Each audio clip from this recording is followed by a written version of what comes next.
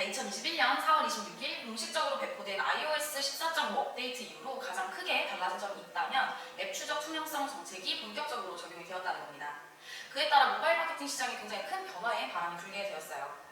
앱 추적 투명성 정책이란 이용자의 스마트폰 데이터를 수집하여 추적의 목적으로 활용할 경우 미리 동의를 받도록 하는 정책입니다. 이 ATT 정책 이전 애플은 정보 추적에 동의하지 않음을 선택한 이용자의 정보만 수집하지 않는 옵트아웃 방식을 채택을 했다면, 현재는 앱 추적 투명성 정책에 따라 정보 추적에 동의함을 선택한 이용자의 정보만 수집하는 옵트인 방식을 적용을 했습니다. 따라서 iOS 14.5로 업데이트를 하면 앱 오픈 시 데이터 수집 동의 여부 파업을 띄워서 사용자가 자신의 IDFA 수집을 허락하는지, 또 다른 앱에서 자신의 IDFA를 공유할지 등을 선택을 할 수가 있습니다.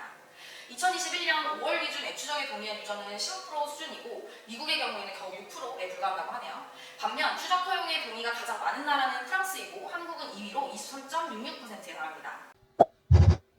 이렇게 ATT 정책으로 인해 온라인 마케팅의 핵심인 데이터 수집에 허들이 생기면서 많은 기업들은 데이터 추적에 대한 어려움을 안게 되었습니다. 광고회사와 MNP사들은 특히 큰 위기를 맞게 되었고, 온라인 마케팅 시장 역시 침체 분위기를 맞게 되었어요. 대세에 따라 구글도 개인정보 강화 정책을 발표하면서 90조 디지털 마케팅 시장의 성장이 주춤하는 시기에 접어들게 되었습니다. 이 스카드 네트워크는 줄여서 그냥 스카드라고 부릅니다. 쉽게 설명을 하자면 이 IDFA 사용이 불가한 iOS는 생태계 속에서 애플, 기타 매체, 서드파티 툴이 연동하는 데 필요한 최소한의 표준 규격이라고 이해할 수 있습니다. 이 애플에서 공식적으로 제공하는 광고 트래킹 방식으로 ATT 동의 여부와 무관하게 트래킹을 할 수가 있는데요. 다만 캠페인 단위로 데이터가 제공되기 때문에 유저 단위 매칭은 불가합니다. 유저 단위 매칭을 지원하지 않고 있기 때문에 IDFA 수집 없이 사용자들의 개인정보를 보호하면서 사용자 행동 데이터를 제공할 수 있습니다.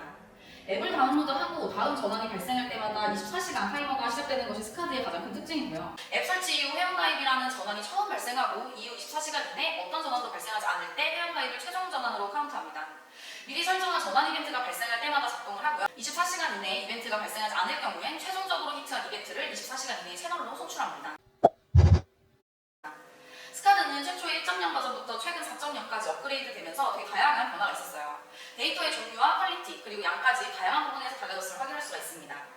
iOS 14때부터 메타 등 광고 별도의 스카드 캠페인을 세팅할 수 있는 섹션을 만들었고, 그 이후에는 퍼스트백 시간이나 트래킹할 수 있는 액션을 확대하는 등 지속적으로 업그레이드가 되었습니다. 자, 구체적인 변화는 다음과 같습니다. 첫 번째는요, 로우, 미디엄, 하이로 그룹을 나누어 데이터의 퀄리티에 차등을 두었습니다. 두 번째는 포스트백 개수를 1개에서 3개로 확장을 하였고, 트래킹의 자유도가 높아졌습니다.